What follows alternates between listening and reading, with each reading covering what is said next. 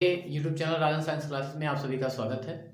हम अभी तक लवण की बात कर रहे थे। अभी तक हम 3 लवण की बात कर चुके हैं। अभी भी आपके टॉपिक में 3 लवण बाकी है। ठीक है, हम लोग बात कर चुके हैं साधारण नमक की, जिसका सूत्र होता है NaCl और रासायनिक नाम है सोडियम क्लोराइड।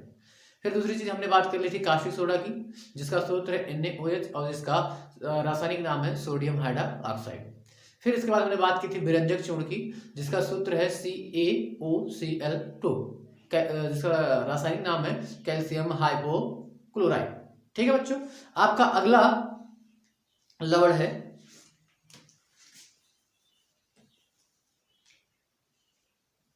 Baking soda. आपका अगला लवण है बेकिंग सोडा। अब देखो बच्चों, इसमें बात कर लेते हैं। इसमें नॉर्मली आपका पूछा क्या क्या जाएगा, इसका भी सूत्र पूछा जाता है, रासायनिक नाम पूछा जाता है और इसके बाद इसका साधारण नाम, और साथ ही में पूछा जाता है आपका अणु भार। इसकी बेकिंग सोडा का अणु भार कितना होता है। ठीक है बच्चों, तो पहले हम देख लेते हैं अणु सूत्र। ठीक है, मॉलिक्यूलर फॉर्मूला। फिर पूछा जाता है इसका साधारण नाम, जिसको बोलते हैं कॉमन नेम। फिर इसके बाद आपका आता है बच्चों रासायनिक नाम, जिसको इंग्लिश में बोलते हैं केमिकल नेम। फिर इसका बाद में आ जाता है अणु भार, जिसको इंग्लिश में बोलते हैं मॉलिक्यूलर वेट, उसको इंग्लिश में बोलते हैं मॉलिक्यूलर वेट। ठीक है बच्चों, तो देखो जो इसके बारे में ज्यादातर 4 चीजें पूछी जाती हैं। चारों चीजों में आपका क्या है, अगर इसके सूत्र की बात कर देगा तो इसका सूत्र होता है आपका NaHCO3। इसका सूत्र होता है NaHCO3। अगर साधारण नाम की बात कर देगा तो साधारण नाम होता है खाने वाला सोडा। इसका नाम होता है खाने वाला सोडा। और रासायनिक नाम की बात कर देगा तो इसको बोलते हैं सोडियम बाई कार्बोनेट। लेकिन बच्चों कहीं कहीं पर आपका इसका नाम सोडियम हाइड्रोजन कार्बोनेट मिलता है। तभी बच्चों इसके नाम को लेकर आपको कोई कंफ्यूजन नहीं होनी चाहिए। जब किसी कंपाउंड के मध्य में आपका हाइड्रोजन आ जाएगा तो वहां पे या तो हाइड्रोजन शब्द का इस्तेमाल करते हैं, वरना अधिकतर जगहों पर आपका बाई शब्द का इस्तेमाल करते हैं। ठीक है बच्चों, अब इसके बात कर लेते हैं अणुभार की। तो देखो बच्चों, अणुभार कैसे कैलकुलेट करते हैं, एक बार फिर से देख लीजिए आप। अणुभार की अगर बात कर लें तो जो बच्चों देखो, सोडियम का जो होता है उसका परमाणु क्रमांक होता है, उसका परमाणु भार भी होता है। ठीक है, तो नॉर्मली आप ऐसे इस चीज को याद रखो कि जितना उसका परमाणु क्रमांक है ना, उसी का डबल कर दीजिए आप। अगर उसी का डबल कर देंगे तो आपका उस एलिमेंट का परमाणु भार आ जाता है। बट कुछ तत्वों में परमाणु भार थोड़ा सा ज्यादा होता है, मतलब दोगुने से थोड़ा सा अधिक होता है। ऐसा क्यों होता है, क्योंकि उसमें न्यूट्रॉनों की संख्या क्या होती है, अधिक होती है बच्चों। तो चलो इसमें बात कर लेते हैं सोडियम का होता है 23 प्लस कर दो। अब हाइड्रोजन का परमाणु भार होता है आपका 1 प्लस कर दो। अब इसके बाद कार्बन की बारी आ गई तो कार्बन का होता है 12, उसके लिए 12 लिख लो। अब ऑक्सीजन का कितना होता है आपका 16। अब बच्चों यहां पर देखो कि ऑक्सीजन के कितने एटम है, यहां पर ऑक्सीजन के 3 एटम है। कितने एटम है, 3। तो सबसे पहले इसी को कर लेते हैं। 16 दूनी 32, 16 48 12, और इसका यहां पे एक जोड़ दो, ये हो जाएगा आपका 24। ठीक है बच्चों, 24 और 12 आपका कितना हो जाएगा, ये भी आपका 36 हो जाएगा, प्लस 48। चलो 48 को भी ऐड कर दो। तो 48 को जब इसके साथ ऐड कर देंगे तो आपका यहां पे क्या हो जाएगा, 8 6 14, 4 3 7 1 8। यानी कि इसका जो अणुभार आता है बच्चों वो आपका होता है 84। ठीक बच्चों, इस प्रकार से हम किसी भी तत्व का किसी भी यौगिक का हम क्या कर सकते हैं, अणुभार निकाल सकते हैं, किसी भी यौगिक का। ठीक है बच्चों, तो बच्चों इसके साथ साथ इसमें इसका अगला टॉपिक है, देखिए बच्चों आपके सिलेबस में आपका एक क्वेश्चन दो तरीके से पूछा जाता है, या नॉर्मली ऐसे बोल देगा बेकिंग सोडा बनाने का केवल रासायनिक समीकरण दीजिए। तो अगर रासायनिक समीकरण दे रहा है, सिर्फ रासायनिक समीकरण पूछ रहा है, तो आप डायरेक्टली उसका सूत्र लिखिए, रिएक्शन करवाइए और आप वहीं पे छोड़ दीजिए। अगर आपको नॉर्मली ऐसे बोल दे कि बेकिंग सोडा बनाने की विधि लिखिए, तो आपको बताना पड़ेगा हम क्या क्या मिला रहे हैं और मिलाने के बाद क्या आपका बन रहा है। ठीक है बच्चों, तो चलो देखो हम क्या क्या मिलाएंगे इसके लिए। सोडियम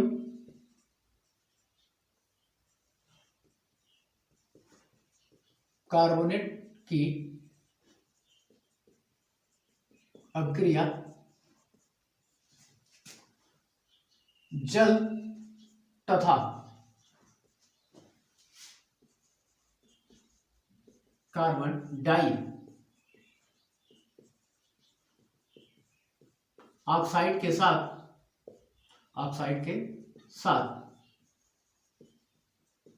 करने पर सोडियम बाई कार्बोनेट प्राप्त होता है। ठीक है बच्चों, देखो क्या होता है आपका सोडियम कार्बोनेट की अभिक्रिया जल और कार्बन डाइऑक्साइड के साथ करवाने पर आपका क्या सोडियम बाइकार्बोनेट प्राप्त होता है। अगर इसके रिएक्शन की बात कर देगा तो यहां पर देखो बच्चों क्या है, सोडियम कार्बोनेट यानी इसका सूत्र होता है Na2CO3+। अब इसके बाद इसके ऊपर के साथ करवानी है जल के साथ, और साथ में क्या लेना आपको कार्बन डाइऑक्साइड यानी कि CO2। जब इसके अभिक्रिया इसके साथ करवाते हैं बच्चों तो ये चीज आपका बदल जाता है सोडियम बाइकार्बोनेट। यहाँ पे रिएक्शन को बैलेंस करने के लिए हम यहाँ पे चेक कर रहे हैं, यहाँ पे सोडियम की संख्या 2 है, हाइड्रोजन की संख्या 2 है, ठीक है, इधर कार्बन की संख्या भी 2 है, तो हम इसमें क्या कर देंगे 2 से पूरे में गुणा कर दो। कितने से 2 से गुणा कर देंगे तो आपका एक यहाँ पर आपका बन जाएगा सोडियम बाइकार्बोनेट या खाने वाला सोडा। ठीक है बच्चों, अब इसकी बात कर लेते हैं इसके भौतिक गुण के बारे में, फिजिकल प्रॉपर्टी, भौतिक गुण।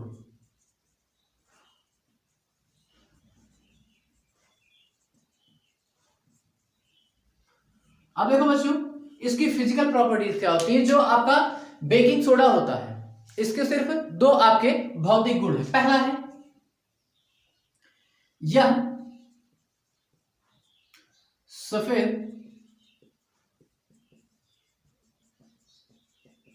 क्रिस्टली ठोस होता है, ठीक है, यह सफेद क्रिस्टली ठोस होता है। दूसरा इसमें है यह जल में विलेय होता है। ठीक है बच्चों, अगर इसके भौतिक गुण की बात करेगा तो इसके 2 ही भौतिक गुण होते हैं। पहला भौतिक गुण है आपका यह सफेद क्रिस्टली ठोस होता है, और यह जल में क्या होता है आपका विलेय भी होता है। ठीक है बच्चों, चलिए हम इसके रासायनिक गुण की बात कर लेते हैं। रासायनिक गुण क्या होता है, ठीक है, रासायनिक गुण। अब देखिए बच्चों रासायनिक गुण, अब इसमें सबसे पहला है उष्मा का प्रभाव, इफेक्ट ऑफ हीट। आपका क्या है, इफेक्ट ऑफ हीट। अब सोडियम बाइकार्बोनेट पर क्या प्रभाव पड़ेगा अगर हम उसको सिर्फ गर्म कर दिया जाए। ठीक है बच्चों, तो देखो क्या प्रभाव पड़ता है।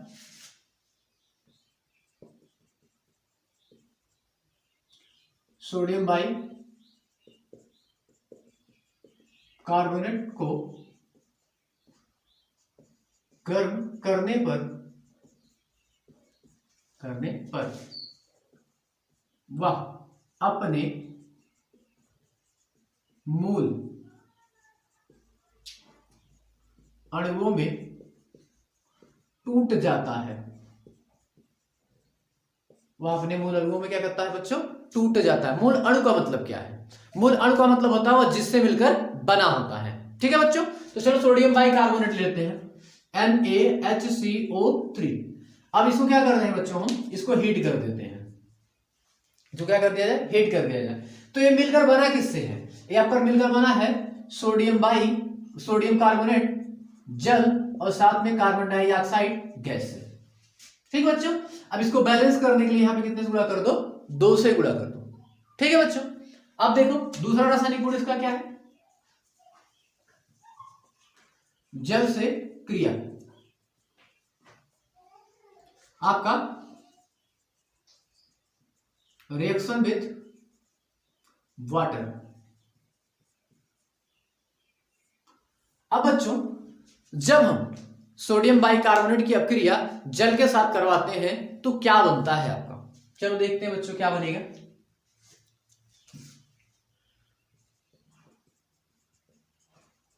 सोडियम बाई कार्बोनेट की अपक्रिया जल के साथ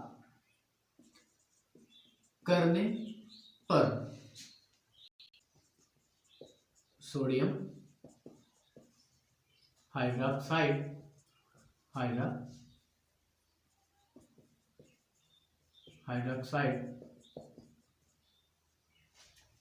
एवं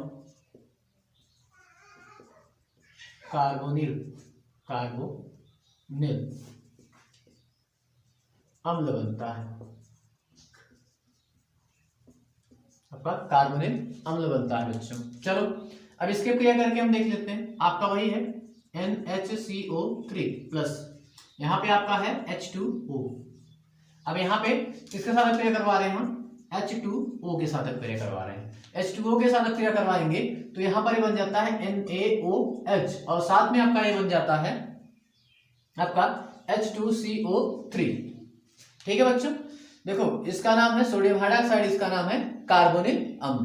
तो यार देख लीजिए बच्चों कि जब भी हम सोडियम बाइकार्बोनेट की जल के साथ अपक्रिया करवाएंगे तो हमेशा आपका सोडियम हाइड्रोक्साइड और साथ में क्या बनेगा, कार्बोनिल अम्ल बनेगा।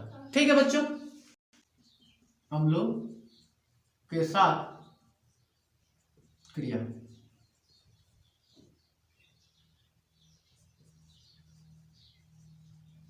Reaction with acids. अगर बच्चों किसी अम्ल के साथ सोडियम बाइकार्बोनेट की क्रिया करवा देंगे तो आपका क्या बनता है, तो देखो बच्चों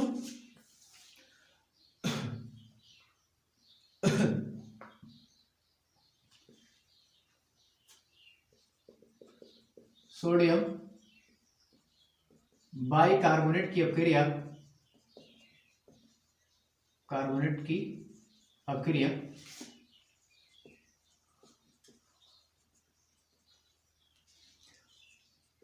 अम्ल के साथ करवाने पर आपका सोडियम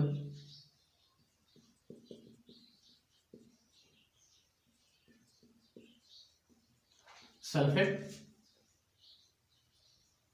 जल एवं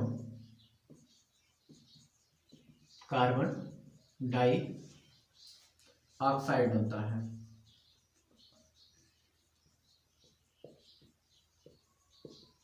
कार्बन डाइऑक्साइड बनता है। चलो बच्चों इसको भी करवा के देख लेते हैं हम। आपका हो गया सोडियम बाइकार्बोनेट और इसका सबसे प्रबल अम्ल लेते हैं H2SO4 के साथ। ठीक है, जब इसका अपक्रिया H2SO4 के साथ करवाएंगे तो देखिए आपका क्या बनेगा, यहां पर जब इसको हीट करेंगे तो यहाँ पे बना लेगा N2SO4 प्लस, यहाँ पर ये आपका टूट जाएगा H2O और साथ में बना लेगा आपका यहाँ पर कार्बन डाइऑक्साइड गैस। ठीक है बच्चों, जब सोडियम बाइकार्बोनेट की क्रिया किसी अम्ल के साथ करवाएंगे तो सोडियम सल्फेट जल और कार्बन डाइऑक्साइड बनेगा। ठीक है बच्चों, अब इसमें लास्ट है इसके रासायनिक गुण है धातु लवण के साथ क्रिया। Reaction with metal salt, metal salt. अब देखो बच्चों, धातु लवण के साथ इसकी क्रिया करवाएंगे तो क्या होता है, सोडियम बाई कार्बोनेट की क्रिया या अभिक्रिया, अभिक्रिया धातु लवण के साथ करवाने पर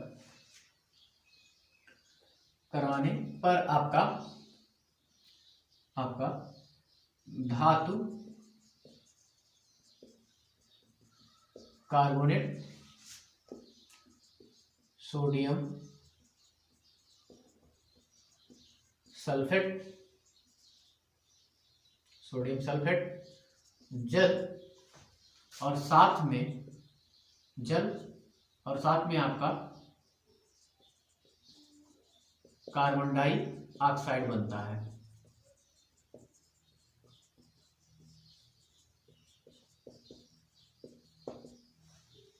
चलो बच्चों, इसको देख लेते हैं क्या होता है आपका। यहाँ पे ले लीजिए आपका सोडियम बाई कार्बोनेट, और यहाँ पर आपका लेना है धातु लवण। धातु लवण में हम लेते हैं जिंक सल्फेट, हम यहाँ पे लेते हैं जिंक सल्फेट। तो जब इसकी अब क्रिया करवाएंगे तो यहाँ पर देखिए बच्चों, यहाँ पे ZnCO3 बन जाएगा, और यहाँ पर आपका बन जाएगा Na2SO4 बन जाएगा। ठीक है बच्चों, यहाँ पे 2 सोडा कर देंगे, यहाँ पर कार्बन डाइऑक्साइड और साथ में आपका जल बन जाएगा। ठीक है बच्चों, तो देखिए बच्चों, अगर धातु लवण के साथ हम किसकी सोडियम बाई कार्बोनेट की क्रिया करवा देंगे तो zinc carbonate, sodium sulphate, carbon dioxide और आपका क्या बन जाता है, जल बन जाता है। ठीक है बच्चों, अब देखते हैं हम उपयोग, बेकिंग सोडा का हम उपयोग देख लेते हैं, यूज। ठीक है बच्चों, ये क्या होता है, सबसे पहला चीज है आपका फेट की अम्लता दूर करने में। दूसरा आपका है प्रयोगशाला में अभिकर्मक के रूप में।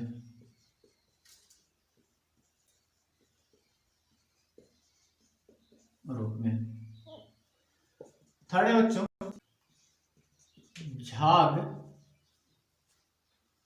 युक्त पेय पदार्थ एवं गर्भ निरोधक गोली बनाने में।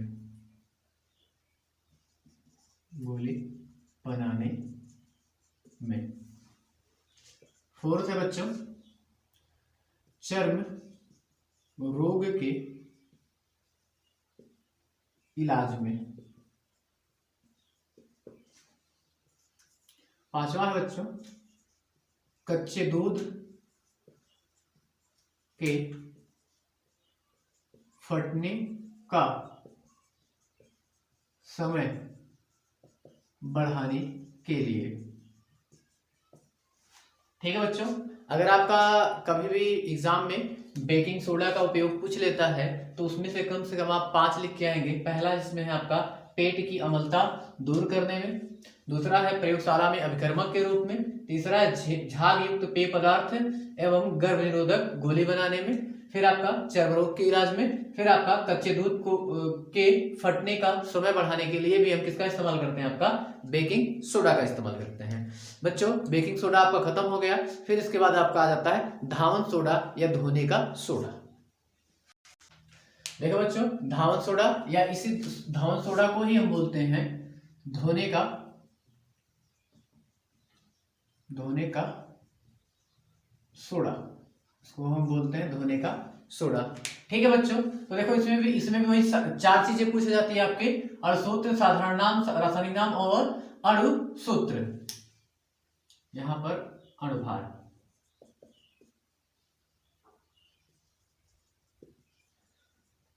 ठीक है बच्चों, ये चार चीजें आपकी कॉमन होती हैं जो लगभग हर साल्ट में बहुविकल्पी के रूप में पूछा जाता है। तो इसके अगर बात कर देगा Na2HCO3,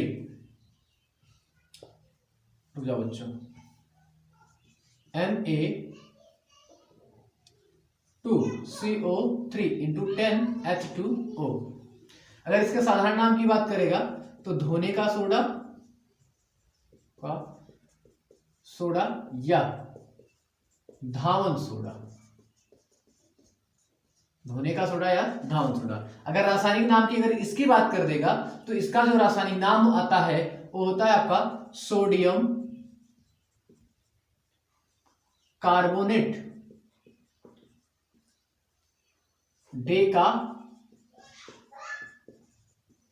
हाइड्रेट, इसको बोलते हैं सोडियम कार्बोनेट डेका हाइड्रेट। और अणुभार की अगर बच्चों बात कर देगा तो अणुभार हम यहां से कैलकुलेट कर लेते हैं। तो यहां पर देखिए, यहां से निकाल लेते इधर सोडियम का 23 होता है, कितने एलिमेंट है, 2 से गुणा कर दो, प्लस कार्बन का 12 होता है, और ऑक्सीजन का 8 दूनी 16 होता है। अब जितने एलिमेंट है उसमें क्या कर दो, गुणा, फिर प्लस का निशान लगा दो, यहाँ 10 है तो 10 रहने दो, फिर कोष्टक लगा दो।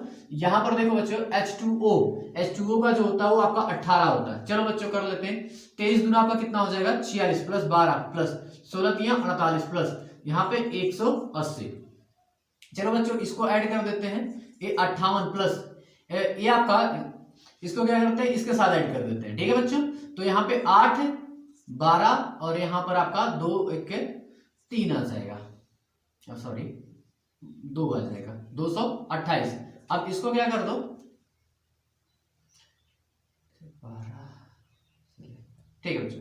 अब इनको आपस में क्या कर दो, ऐड कर दो, तो 8 8 16 के 6 हो जाएगा, और 5 2 7 1 8 हो जाएगा,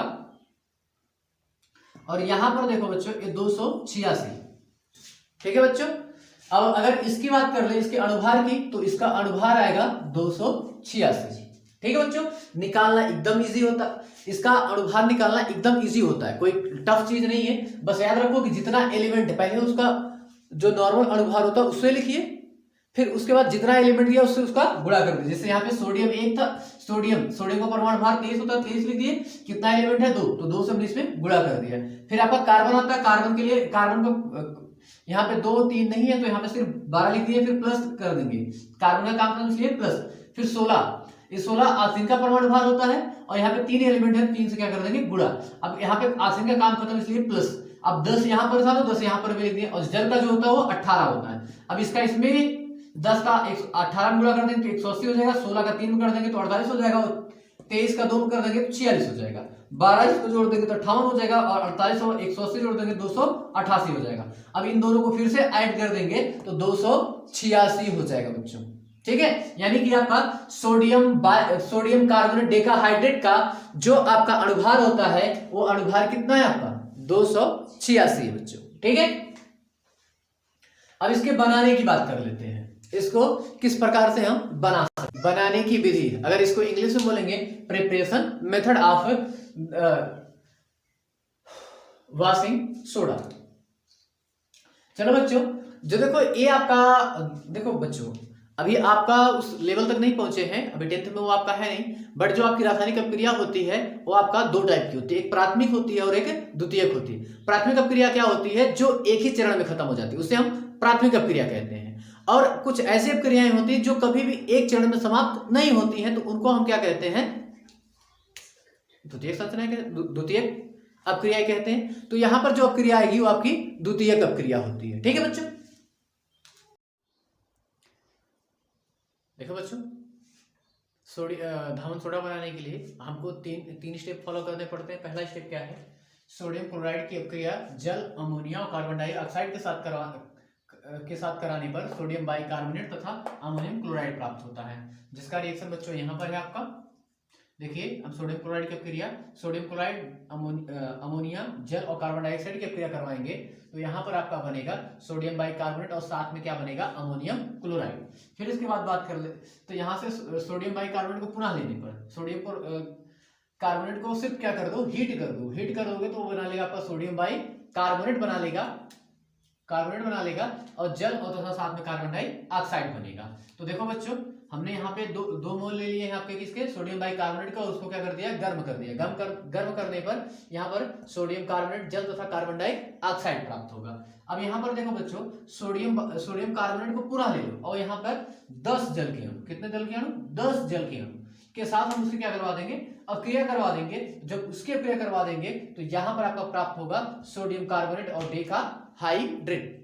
ठीक है बच्चों, या हम इसे कहें धान सोडा हमारा यहां पर क्या हो जाएगा, प्राप्त हो जाएगा। ठीक है बच्चों, ठीक है।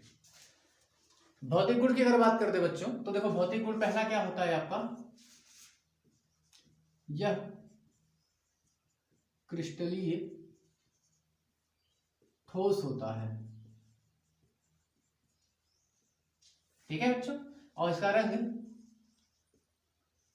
श्वेत रंग का होता है।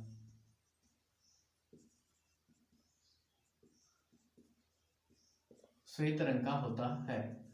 अब इसके बाद इसके सेकंड क्या होता है, इसमें यह जल में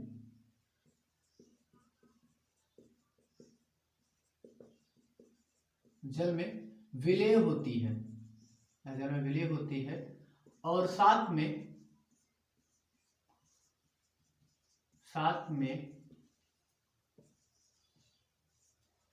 कुछ ऊर्जा मुक्त करती है। साथ में कुछ ऊर्जा क्या करती है, मुक्त करती है। थर्ड क्या है बच्चों, इसका निर्जलन कराने पर सोडा एस का मतलब राख या चूड़ित अवस्था में प्राप्त होता है, सोडा एस के रूप में प्राप्त होता है। ठीक है बच्चों, तो देखो बच्चों, यह क्रिस्टलीय ठोस होता है और इसका रंग क्या होता है, श्वेत होता है। इसको अगर जल में विलय भी होता है, लेकिन साथ में क्या करता है, कुछ ऊर्जा मुक्त करता है। और इसके साथ साथ, और जब भी हम इसका निर्जलन करवाते हैं, यानी कि इसमें से जल के अणु को क्या करते हैं, बाहर निकालते हैं, तो ये क्या करता है, सोडा एस के रूप में प्राप्त हो जाता है। ठीक है बच्चों, ये तो हो गया उसका भौतिक गुण। अब बात कर लेते हैं रासायनिक गुण के बारे में कि रासायनिक गुण इसका क्या होता है। ठीक है बच्चों, इसका जो रासायनिक गुण है उसका सिर्फ एक ही है, वो है आपका उष्मा का प्रभाव।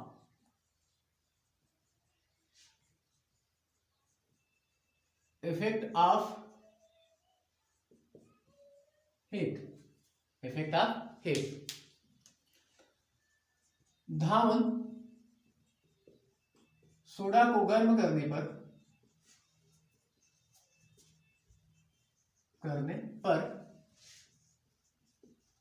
सोडा एस प्राप्त होता है। देखो बच्चों, ये क्या होता है आपका है सोडियम कार्बोनेट डेकाहाइड्रेट। जब इसको एक बार गर्म करते हैं तो यहाँ पे सोडियम कार्बोनेट और सिर्फ एक H2O और इसमें 9 जल के अणु क्या कर जाते हैं, बाहर निकल जाते हैं। और इसी चीज को जब हम पुनः गर्म करते हैं, किसको, इसे, ठीक है बच्चों, जब इसको पुनः गर्म करते हैं सोडियम कार्बोनेट इनटू में सिर्फ आपका H2O, तो यहां पे क्या होता है कि आपके जल के अणु पूर्णतः बाहर निकल जाते हैं और साथ में आपका क्या प्राप्त होता है, जल प्राप्त होता है। यहां पे क्या प्राप्त होगा, आपका जल, और इसी को हम कहते हैं सोडा एस। इसको हम क्या कहते हैं, सोडा एस। ठीक है बच्चों, अब बच्चों इसके साथ साथ हम बात कर लेते हैं आपका धावन सोडा के उपयोग के बारे में। उपयोग, यूज की बात करते हैं, यूज क्या होता है आपका। ठीक है बच्चों, अब देखो पहला उपयोग क्या है इसका,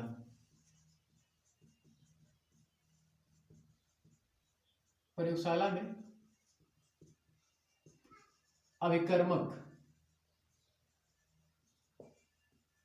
रूप में। दूसरा है आपका पेट्रोलियम एवं धातु के शोधन में। तीसरा क्या बच्चों, इसमें आग बुझाने वाले यंत्रों में। फोर्थ है आपका कागज, कांच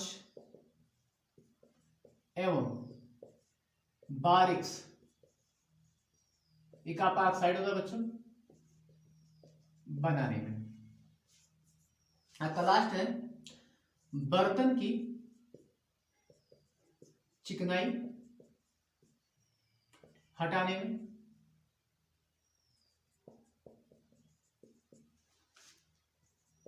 वस्त्र की धुलाई एवं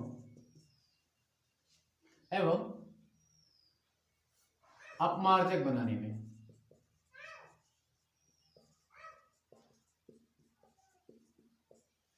ठीक है बच्चों, तो देखिए बच्चों आपका धान सोडा का उपयोग क्या है। तो पहला उपयोग है प्रयोगशाला में गर्मक के रूप में, दूसरा क्या है पेट्रोलियम और धातु के शोधन के रूप में, आग बुझाने वाले यंत्रों में, कागज, कांच और बारिक्स बनाने में, बर्तन की चिकनाई हटाने में और वस्त्र की धुलाई और साथ में अपमार्जक बनाने में भी इसका इस्तेमाल किया जाता है। ठीक है बच्चों, आज की वीडियो को यहीं पे समाप्त करते हैं। और अगर मेरे द्वारा दी गई जानकारी आपको इंफॉर्मेटिव लगे तो मेरे चैनल को सब्सक्राइब और अपने दोस्तों के साथ शेयर जरूर करें।